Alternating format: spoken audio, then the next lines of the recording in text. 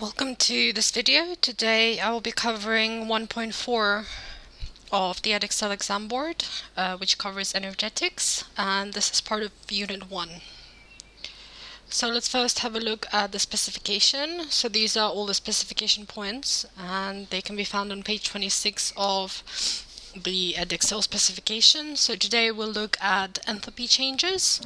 We'll learn how to construct simple enthalpy level diagrams. We'll talk about exothermic and endothermic reactions. We will also learn how to use Hess's law and how to use that to calculate the enthalpy changes of reactions.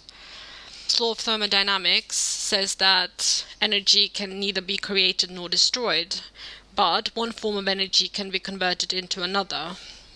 This is sometimes known as the law of conservation of energy. So for example, when petrol burns in a car engine, the chemical energy of the petrol-air mixture is converted into kinetic energy of the car, as well as into heat and sound.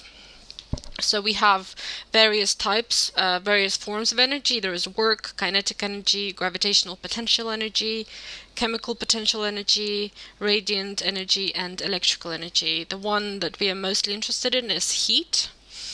And heat is a form of kinetic energy. So when an object is heated, the random motion of the atoms and molecules in that body increases.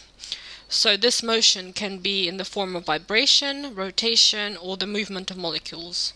And the heat flows spontaneously from a hotter object to a cooler object. So the SI unit for energy is J, which stands for joules, but in chemistry we mostly use kilojoules, and 1 kilojoule is 1,000 joules.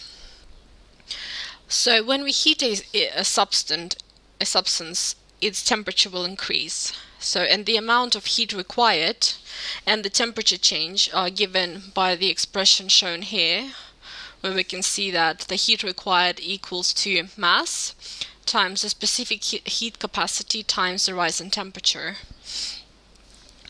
And the specific heat capacity of water is 4.18 joules, and we're always given this in the exam. When a chemical reaction takes place, chemical energy is interchanged with heat and work. So we have two main types of reactions. We've got exothermic and endothermic reactions. So in an exothermic reaction, chemical energy is converted into heat energy and the temperature of the system rises. In an endothermic reaction, heat energy is converted into chemical energy and the temperature of the system falls. So when we are breaking bonds, we need an input of energy, and when we are making new bonds, energy is released. Well, what I've been mentioning the term system. So the system term refers to the reaction mixture and the reaction vessel. The surroundings includes everything else, including the air. So we use H for enthalpy, and enthalpy is the chemical energy in the system at constant pressure that can be converted into heat. And the enthalpy of a substance depends on the physical state of the substance, so whether it's solid, liquid, or gas. Also depends on the amount in moles of the substance and the temperature and pressure. So in a chemical change, the enthalpy of products will be different from the enthalpy of the reactants. So we can write that as the enthalpy change equals to enthalpy of the products minus enthalpy of the reactants. Comparison between exothermic and endothermic reactions. So with exothermic reactions, the delta H will always be negative, and that's because the reactants lose heat to the surroundings. In an endothermic reaction, the delta H will always be positive because the reactants gain heat from the surroundings. And if we look at the enthalpy level diagram for the exothermic reaction on the left here, we can see that because enthalpy is converted into heat, the value of H products is less than the value of H reactants. So delta H will be negative. And this is what's shown here. And if we look at the endothermic one, because heat energy is converted into enthalpy, the value of H products is greater than the H value of reactants, so delta H is positive. And it's always please always just remember that absolute enthalpy values cannot be found. So the only way that you can actually measure this is by calculating the difference in enthalpy when a reaction or physical change takes place. In practice, for most enthalpy changes are quoted as standard enthalpy changes. So this means that the heat produced is measured under standard conditions. And in the exam, you sometimes may be asked to specify what the standard conditions are. So here they are. Number one is that the pressure has to be either 1 atmosphere, or you can write it as 100 kilopascals. The temperature of about 25 degrees centigrade or 298 Kelvin. All the solutions have to be at the concentration of 1 m, and substances have to be in their standard state. And we write this, so delta is for change, H is for the heat energy, and this 0 with the line through it shows us that the reaction is happening under standard conditions. So I mentioned the substances have to be in their standard states. So for example, water will have to be liquid, sodium would have to be solid, and hydrogen would have to be a gas. You have to learn these because these are very important when it comes to constructing Hess's law diagrams, which we'll do shortly. So the first one is the standard enthalpy of reaction, and this is the enthalpy change which occurs when substances react under standard conditions and states in quantities given by the equation. The next definition is the standard enthalpy of formation, and this is the enthalpy change when 1 mole of substance is formed from its elements under standard conditions, and the elements have to be in their standard states. So, for example, if we asked to show the equation for the standard enthalpy of formation of carbon monoxide, because it says here that we have to get 1 mole of the product and it's coming from its elements in their standard states. So for carbon monoxide, we would write it as carbon, solid, because that's the standard state, plus half of O2, gas, going to carbon monoxide, gas. So we're producing 1 mole from the elements, carbon, which is solid, and O2, which is the gas, which is under standard conditions. And we could also write in front of it delta H of formation under standard conditions. The next definition is the standard enthalpy of combustion, and this is the enthalpy change when 1 mole of a compound is burned completely in oxygen, again under standard conditions and states. And the final definition is the standard enthalpy of neutralization, which is the enthalpy change when an acid and an alkali react together under standard conditions to give 1 mole of water. So let's quickly look at some questions. Question number one. Write the enthalpy change of combustion for carbon.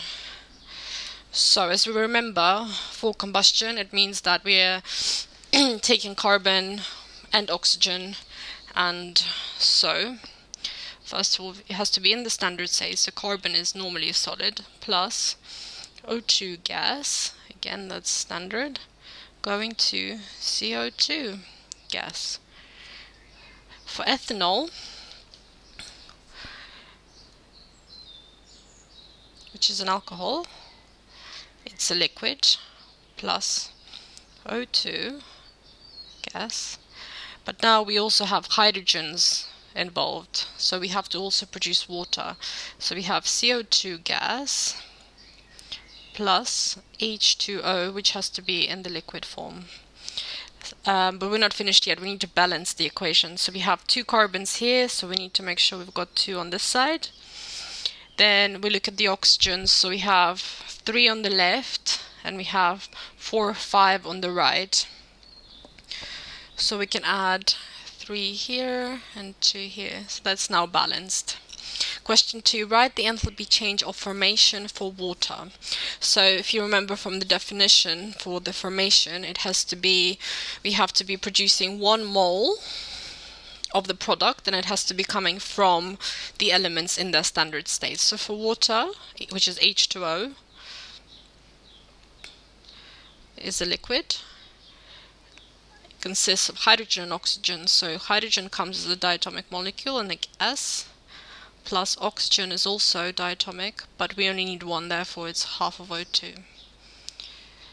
And let's do the same for calcium carbonate. So we can write the product, which is CaCO3 solid.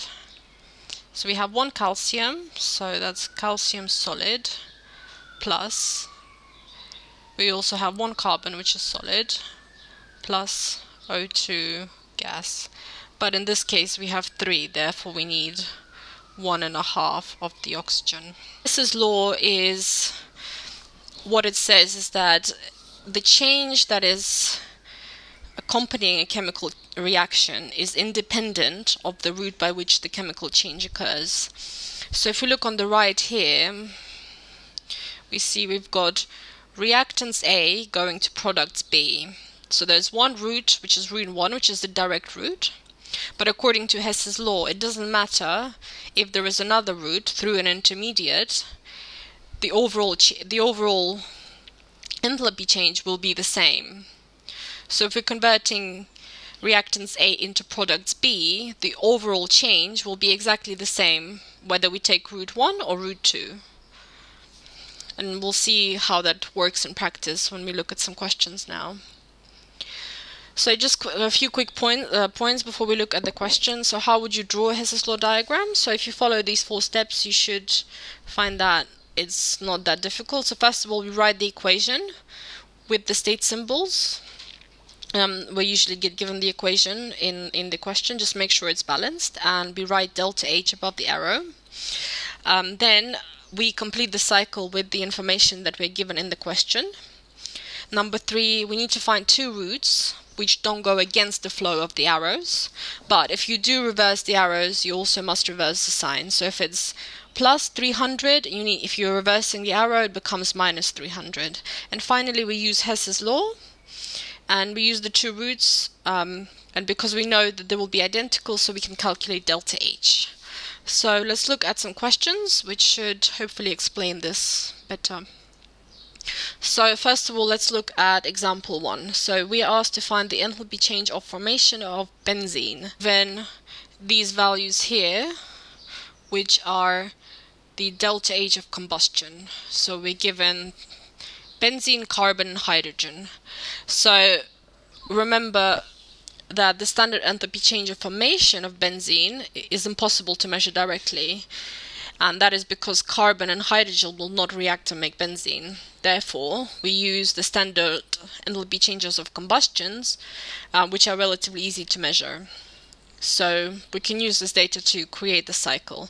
So first of all, we need to write down the equation for the formation of benzene from its constituent elements. So we have C6H6 liquid.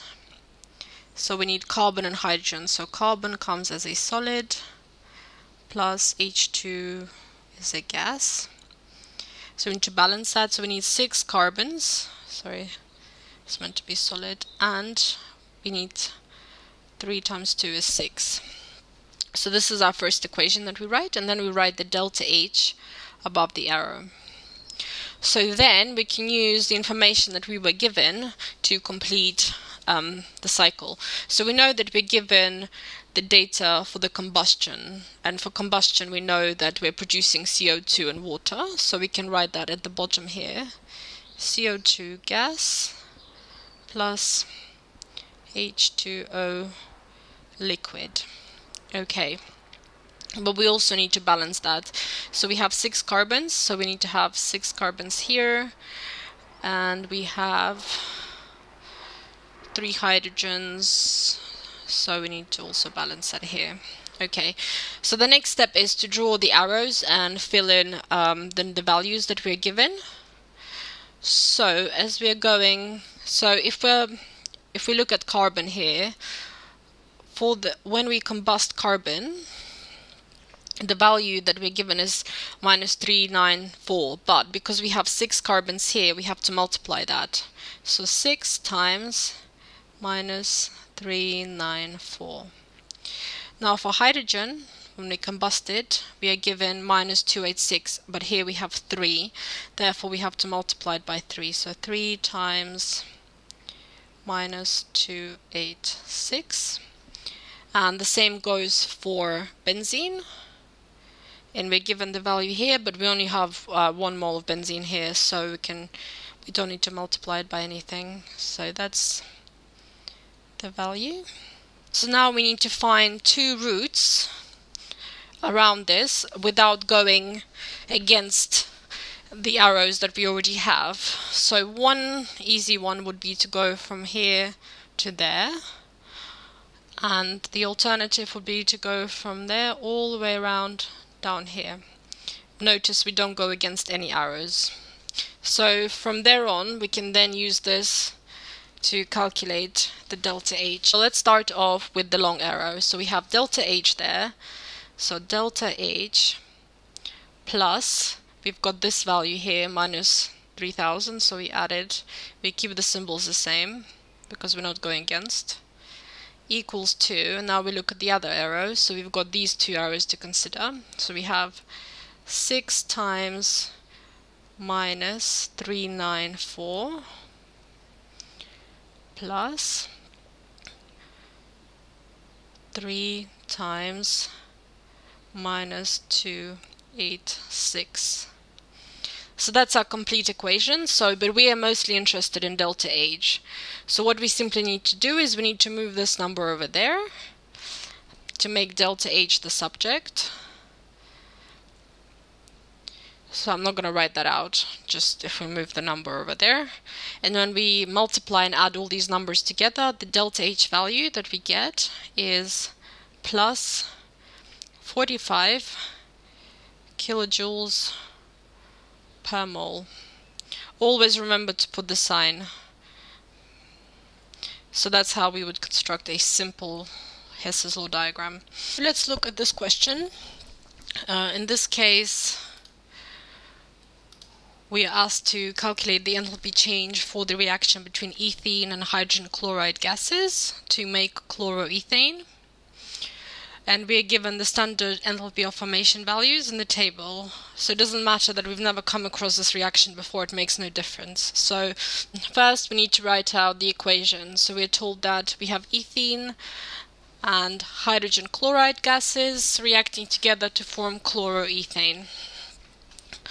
So we first write that. So ethene is C2H4 gas plus HCl gas going to chloroethane, C5H5Cl gas. So we just make sure that it's balanced. So we've got 2 carbons here, 2 carbons here, 5 hydrogens, 5 hydrogen with chlorine. So this is balanced. So then we write the delta H value above the arrow. So because we're given the values for the formation, that means that we need the constituent elements. So in this case, we've got carbon, hydrogen, and chlorine. So carbon comes as a solid plus H2, which is a gas, and Cl is diatomic and is also a gas. So then we can balance these. So we've got 2 carbons at the top. We have 4, 5, so we need 2.5 hydrogens here, and chlorine we have only 1, so we need a half of that. So that's our elements in their standard states, as you remember from the definition of for the formation. So then we can go ahead and write in the arrows.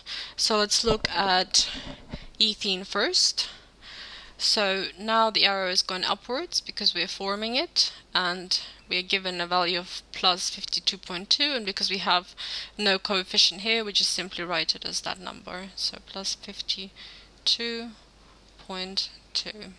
Next one is HCl. So again we have to go up, and again it's only 1, so it's simply writing the number there. And the same for chloroethane, and the arrow was given as minus 10 9. So now we can use this information to find two routes around without going against the flow of these arrows that we already have. We have a way to go like this and a long way around like that. So we can write down all the enthalpy changes which makes up the two routes and equate them. So let's start off with the left one, with the long one here. So we have plus 52.2 plus this arrow here, which is minus 92.3, and also we have the delta H, don't forget that. And that's equals to this other root, which only has one number, which is minus 109. So because we're interested in the delta H, we need to make that the subject. So let's write that out. So delta H equals to, because we're moving these two numbers to the other side, we have to change the plus to a minus and the minus to a plus, so it becomes minus 52.2 plus, this is no longer a minus, so we just write it as 92.3, and this remains minus because it's on the other side. So delta H comes out as minus 68.9 kilojoules per mole. That's the final answer. We also need to be aware of a term called bond enthalpy, and it's also sometimes known as bond dissociation energy. And it refers to the enthalpy change when a bond in a gaseous molecule is broken. So for example, for diatomic molecules such as HCl and H2, and that's simple because there's only one bond to break, and we would write it as shown here. But when we have a more complicated molecule, so let's say we have methane, CH4, it has 4 carbon to hydrogen bonds. So you would think, okay, well, they're the same bond, there's 4 of them, so I take the whole and divide it by 4 to get the average for each bond, which comes out as plus 420.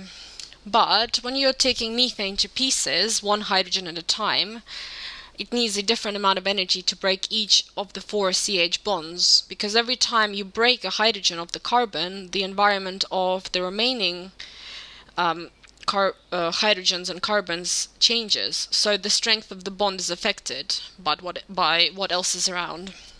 So that's why normally bond enthalpies are quoted as an average. And remember, you always need energy when you're breaking a bond, therefore it will be endothermic, so the value will be positive, and when we're making a new bond, the reaction is exothermic, so, for endothermic it's a positive value, and for an exothermic reaction is a negative value. Two other definitions that we need to remember. So we have the standard enthalpy change of vaporization, and that's when we're changing 1 mole from liquid to gas. And the more applicable definition that we need to know is the standard enthalpy of atomization of an element, and that's the enthalpy change when 1 mole of gaseous atoms is formed from the element in its standard state and under standard conditions. And here are 2 examples of what the standard enthalpy of atomization of an element would look like. Because we only need 1 mole of the gaseous atoms, we have to make sure that we're only producing 1 mole. So when we look at some examples now, if I just tell you about the steps that we need to follow when we're dealing with calculations regarding bond enthalpy. So first of all, there is 2 different ways. So one way is to first list all the bonds that need to be broken. So it'll be a positive value for each bond, and we add all the positive values together to get a total. Then we list all the bonds that are made, which will be negative values for each bond, and we find the total for all the new bonds. So when you add the two totals together, you get the delta H for the reaction. That's one way of doing it, and I'll also go through the other method, which I find works better for me. Question, we are asked to estimate the enthalpy change for the reaction, and we're given the equation here, and we're also given these mean bond enthalpies. So first of all, we check that all the reactants and products are in the gaseous state, which they are. When it comes to bond enthalpies, it's always better to draw out all the bonds. It'll make it easier to count the bonds that are being broken and made. So let's do that first. So, because we're given mean bond enthalpies, and we know that they measure the energy needed to break 1 mole of a particular bond in a gaseous compound to give gaseous atoms. So since all the compounds are gaseous, we don't need to worry further. So now, when we're writing in the arrows, we need to make sure that they run from the compounds down to the gaseous atom, carbon, hydrogen, and oxygens only. So we have hydrogen gas, carbon, again, is everything has to be in the gaseous form, and oxygen gas. So we need to balance it. So here we have 1, 2, 3, 4, 5, 6 hydrogens. Carbons, we have only 2. And oxygen we have only 1, so we don't need to write that. So then we can use these values here and write in all the information. So let's start off with ethene. So let's look at all the bonds. So we have 1, 2, 3, 4 carbon to hydrogen bonds, and the value is 413. So we multiply 413 times 4 because we have 4 CH bonds here, but we also need to remember that we've got the carbon-carbon double bond, and the value for that is 612, and there's only 1, so that's that. Now we look at the water. We have 2 OH bonds, which is the value of plus 464, so we need to multiply it by 2.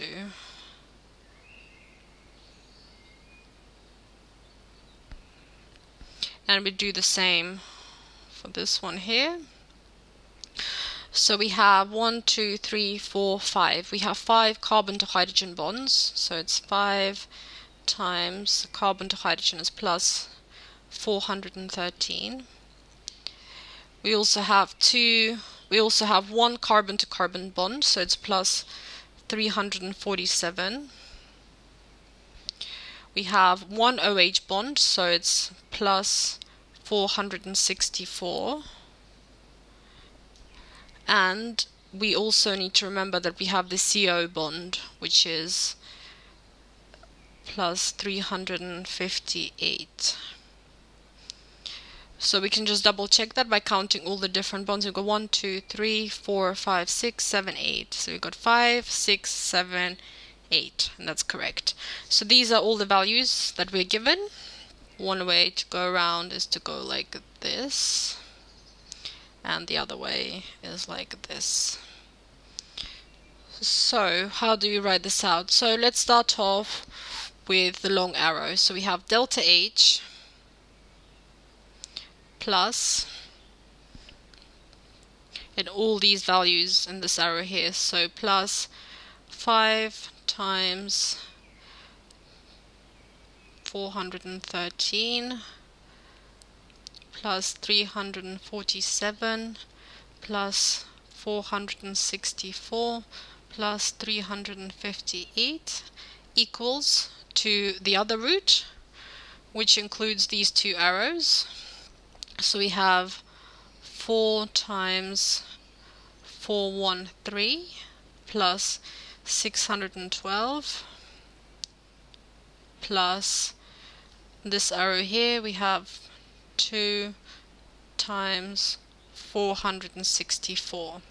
So again, we're interested in the delta H value here, so we have to make that the subject, delta H, and we have to move all these numbers to the other side, not forgetting to change the symbol.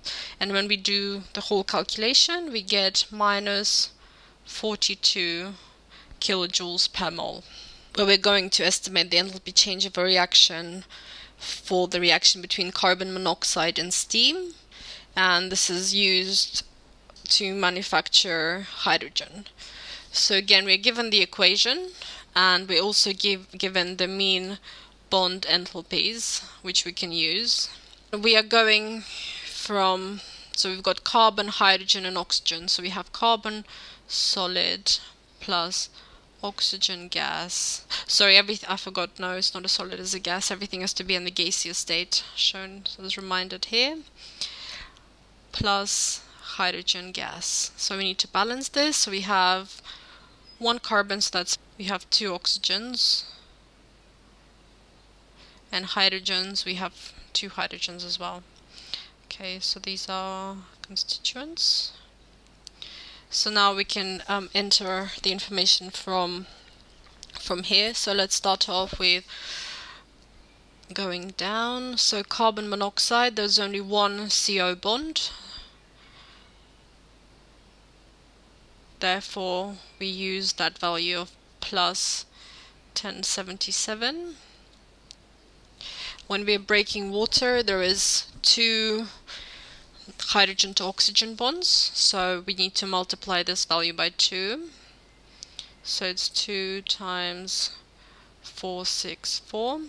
For CO2, we have two carbon to oxygen bonds as shown here, so we need to multiply the 805 times 2. And when we're breaking H2, we only have one bond to break, so we don't need to multiply, so we just use the value of plus 436. One here, and the short one here. So we can start off with the long arrow, so we have delta H plus, and these two arrows that we need to look at, 2 times 805 plus 436 equals 2, and the other root is including these two arrows, so it's 1077 plus 2 times 464. So again, we're interested in the delta H, so we make that the subject. When we move these numbers over, make sure we change them to minus, which gives us the answer of minus 41 kilojoules per mole.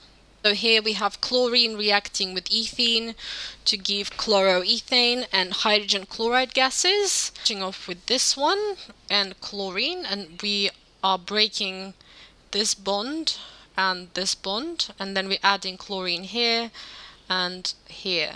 So by simply doing that, we can see, so first we need to calculate all the bonds that are being broken. So we have a CH bond being broken, so that's plus 413, plus we also have the Cl bond being broken, so the number is plus 243, which gives us the total of 656 kilojoules per mole.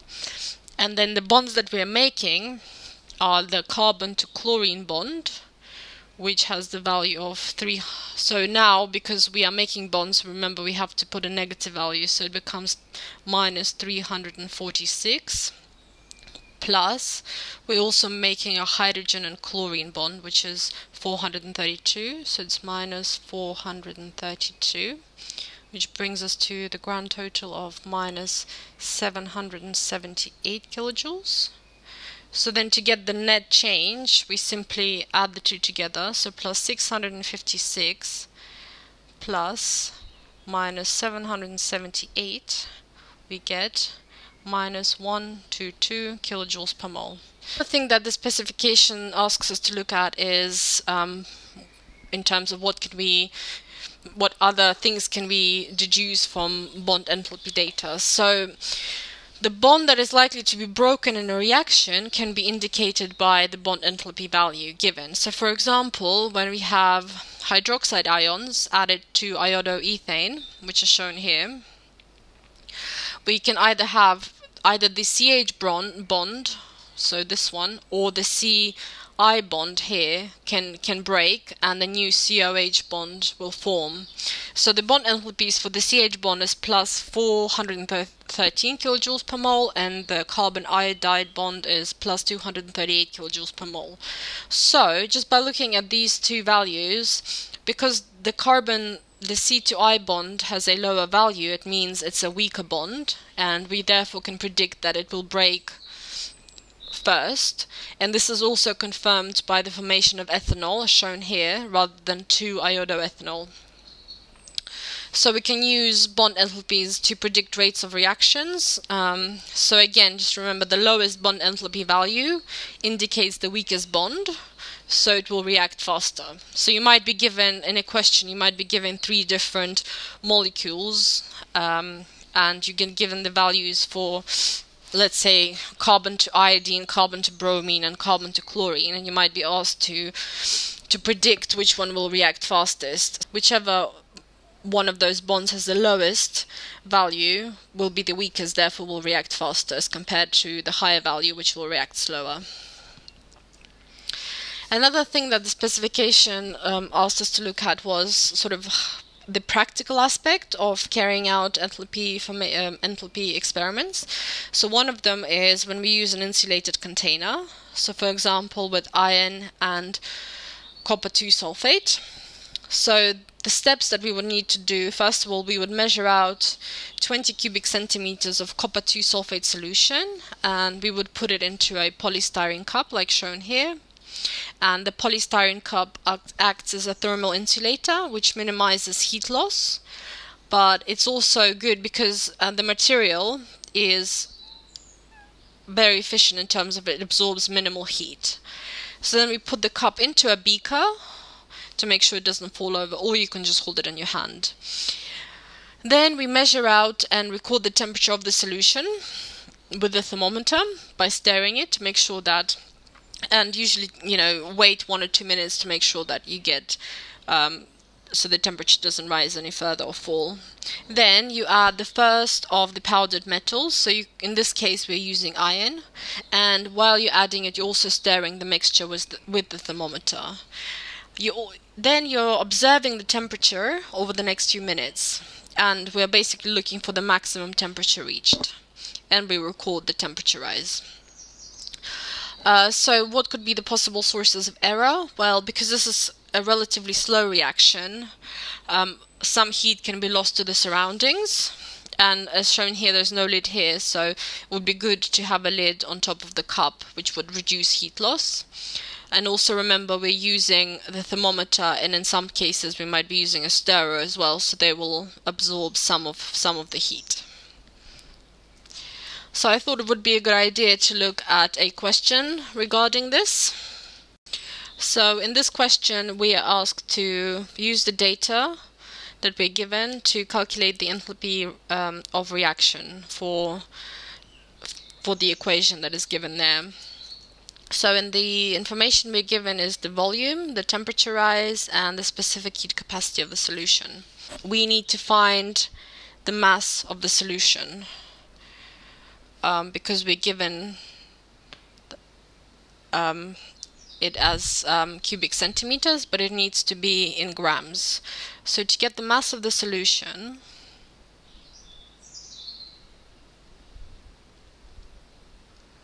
we need to multiply the volume by density. So the volume is 50 cubic centimeters, and the density is 1 gram per cubic centimeter. So we get 50 grams. Then we need to calculate the heat produced, and that's the equation that was on the second slide. And to do that, we need to multiply the mass by the specific heat capacity, abbreviated as CHC, times the rise in temperature. So the mass we know, which is 50 grams. We're also given the specific heat capacity here, which is 4.18. times the temperature rise. So in this case we have to do that as well. So we have 16.9 as the initial and 53 as the final. So to get the temperature rise we need to minus 16.9 from 53.3, in which case we get 36.4. So that's our temperature rise, 36.4 degrees, which gives us 7,610 joules. So, because this is given in joules, we need to divide this number by 1,000 because we prefer to use kilojoules, which gives us 7.61 kilojoules. So the next thing is to calculate the amount of copper sulfate taken. So we're told that the the concentration, so in order to calculate the moles of copper, so mole of copper to sulfate, we need to multiply the concentration, which is 1.00 times, and we need to get this value in decimeters cubed, therefore we divide 50 by 1,000,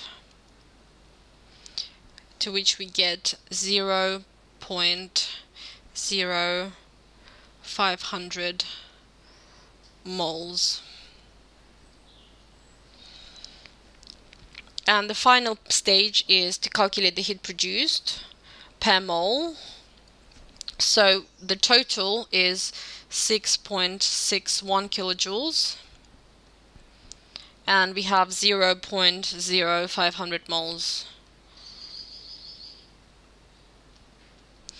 So the total heat produced is 152 kilojoules per mole. Let's now look at an experiment to find the H for the combustion of a liquid.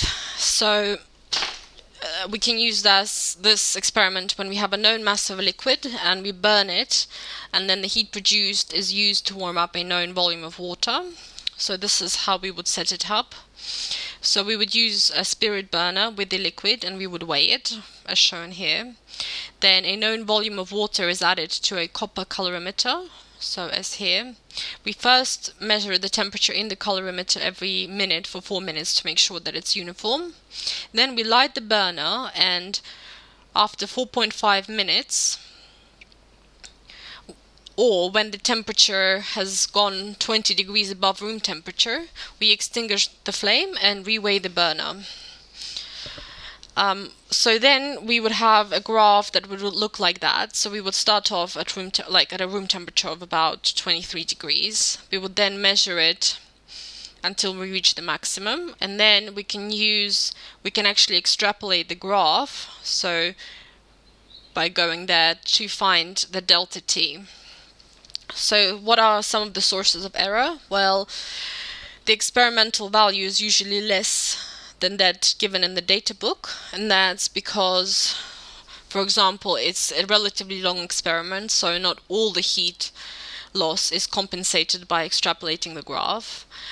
Also, we could heat up the air rather than the water, so the beaker will also absorb some of the heat. We can have incomplete combustion of the alcohol, or the conditions that we're using are not standard, so it could be water vapor instead of liquid. So all of these mean that less heat is absorbed by the water, therefore delta T is too low, hence the calculated value is also low. So here we have ethanol being combusted to carbon dioxide and water, and we're given the following information, and we're asked to calculate the enthalpy of combustion of ethanol. In order to get the heat produced, we need to multiply, we are told the mass of water is 100 grams, so 100 grams times the specific heat capacity, again we're given as 4.18, times the temperature rise, which is also calculated as 24.6 degrees. So when we calculate that, we get 10,282 joules. But remember, this needs to be in kilojoules, so we need to divide it by 1,000. So then we get 10.28 kilojoules. So the next thing is to calculate the amount of ethanol burned. So moles, where we need to divide the mass by the molar mass. So we're given that the mass of ethanol is 0.388 grams. So we can divide it by the molar mass, which is 46, which I calculated earlier. But that's again, so we've got 2 carbons, which is carbon is 12. So 12 times 2 plus 5 plus 16 plus 1. So that gives us 46, the molar mass. So to get the moles, we do that and we get 0.00843 moles. And then to get the heat produced per mole, we need to divide the total heat by the number of moles. So we divide 10.28 by the number of moles, which is 0.00843, and we get 1219 kilojoules per mole.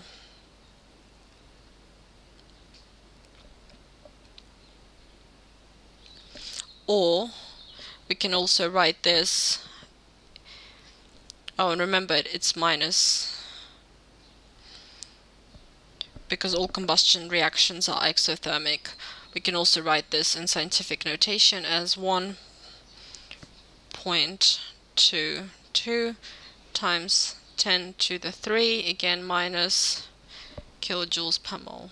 Final thing that the specification is asking us to remember is an experiment to determine the enthalpy change of the decomposition of calcium carbonate. And this is because we can't measure the decomposition of calcium carbonate directly, so we can use an indirect method as shown here.